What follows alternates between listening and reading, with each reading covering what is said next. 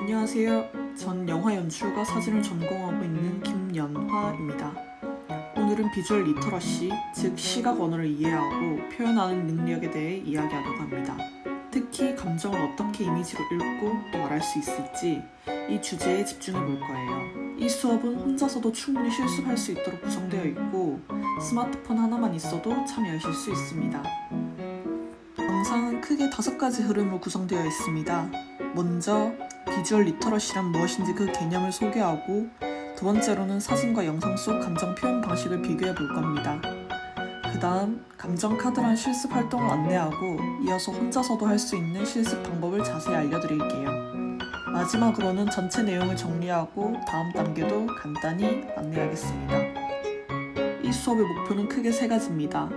첫째, 이미지를 깊이 있게 읽는 능력을 기르는 것. 둘째, 사진과 영화라는 매체의 차이를 이해하는 것. 그리고 셋째, 감정을 내 방식으로 시각화하는 표현력을 키우는 겁니다. 단순히 기술을 배우는 것이 아니라 나만의 시선을 통해 감정을 해석하고 소통하는 능력을 기르는 것이 핵심입니다. 여러분은 이런 경험이 있으셨을 겁니다. 어떤 사진 한 장을 봤는데 괜히 슬프거나 이상하게 마음이 따뜻해졌던 적. 그런 감정은 어디서 오는 걸까요? 그건 바로 시각 요소들이 우리의 감정을 자극하기 때문입니다. 빛의 방향, 색감, 구도의 위치, 프레임 안의 여백, 인물의 시선. 우리는 이런 요소들을 통해 무의식적으로 이미지를 해석하고 있어요. 이 수업은 그 과정을 인식화하는 훈련이기도 합니다. 비주얼 리터러시는 말 그대로 시각 언어를 읽고 쓰는 능력입니다. 우리는 글을 읽고 해석하는 것에는 익숙하지만 이미지를 해석하는 일에는 무심한 경우가 많습니다. 하지만 지금의 시대는 이미지를 중심으로 소통이 이루어지는 시각 시대입니다. 그러니 이 능력은 예술가뿐 아니라 누구에게나 중요한 소통 도구가 될 수 있지요. 우리가 이미지를 볼 줄 알고 해석할 줄 알고 또 나아가 표현할 줄 아는 능력을 갖추는 것, 이게 바로 비주얼 리터러시의 본질입니다. 그럼 매체별로 감정은 어떻게 다르게 표현될까요? 영화는 움직이는 이미지를 통해 감정을 흐름으로 전달합니다. 캐릭터의 변화, 사운드, 장면 전환, 카메라 워크가 감정의 흐름을 만듭니다. 반면 사진은 감정의 하나의 장면, 단 하나의 찰나 연축시킵니다. 그만큼 밀도 있고 상징적인 표현이 필요하죠. 한 장의 사진이 영화보다 더 깊은 울림을 줄 때도 있는 이유입니다. 구체적으로 살펴보면 사진에서는 프레임의 구도, 빛의 방향, 인물의 위치, 색조가 감정 표현의 중심입니다. 예를 들어 왼쪽 여백이 넓은 프레임은 시선의 흐름을 차단하거나 멈추게 하죠.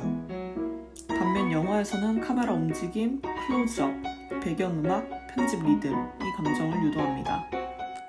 예를 들어 슬로우 모션은 감정을 끌어올리고 빠른 컷 편집은 불안이나 긴장감을 만들죠. 이제 여러분이 직접 감정을 시각화하는 실습을 해볼 차례입니다. 감정 카드를 무작위로 뽑아 감정 키워드를 하나 선택해보세요. 예를 들어 고립, 설렘, 은정, 불안 같은 단어가 있습니다. 그 감정이 나에게 언제 찾아왔는지 떠올리고 그 감정을 담을 수 있는 장면이나 색감, 구조를 상상해보는 거예요. 이건 단순한 표현 훈련이 아니라 감정과 시각을 연결하는 뇌 훈련입니다. 준비물은 매우 간단합니다. 스마트폰 하나, 그리고 조용한 공간, 그리고 잠깐의 몰입이 필요합니다. 생각을 기록하는 메모장이나 음성 녹음도 도움이 됩니다.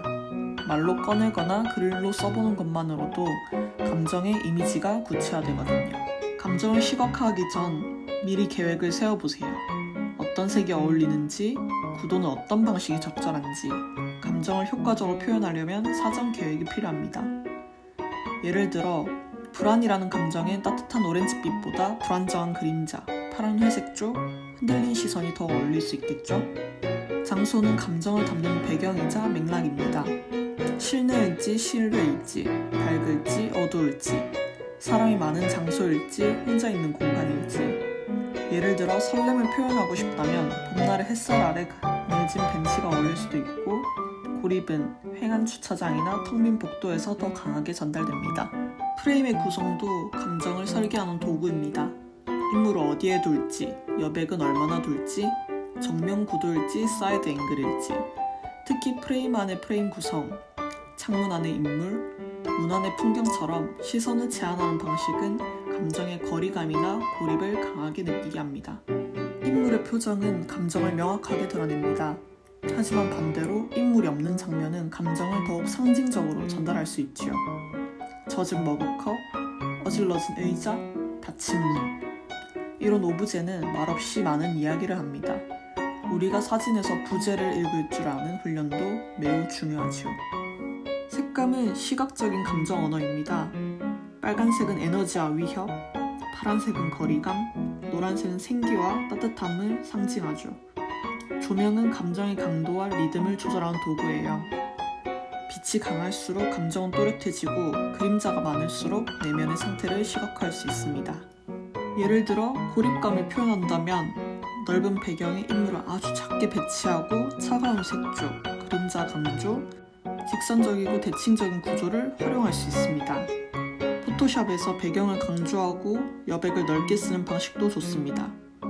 이처럼 단 하나의 이미지로도 복잡한 감정이 충분히 전달될 수 있죠. 이번엔 영상 표현이에요. 불안은 움직임으로 표현할 때 더 효과적입니다.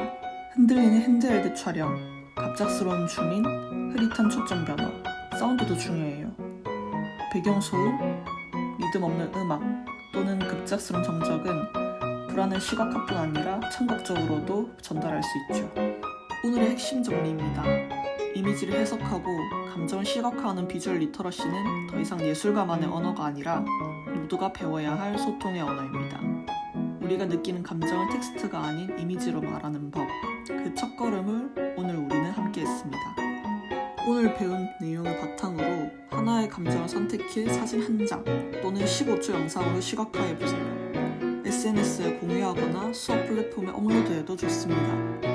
표현의 방식보다 중요한 건 감정에 대한 진심과 해석의 깊이입니다. 다음 수업에서는 비주얼 스토리텔링으로 넘어갑니다. 오늘 만든 사진과 영상이 어떻게 이야기가 될 수 있는지, 한 장면이 어떻게 시나리오로 확장되는지 배워보게 될 거예요. 오늘도 감정의 언어로 이야기해 주셔서 감사합니다. 다음 시간에 다시 뵙겠습니다.